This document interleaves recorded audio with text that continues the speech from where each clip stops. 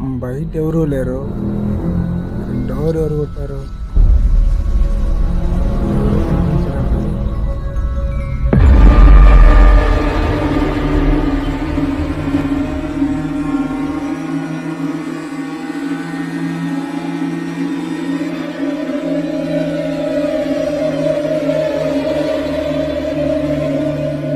నువ్వా?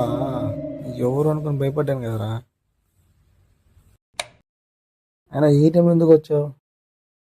నీతో మాట్లాడాలి. ఆయన ఈ టైంలో ఏం మాట్లాడతావురా? టైం చూడు ఎంత అయిందో. సర్లే, లోపల రా, మాట్లాడదాం. పైకి వెళ్ళి మాట్లాడదాం రా.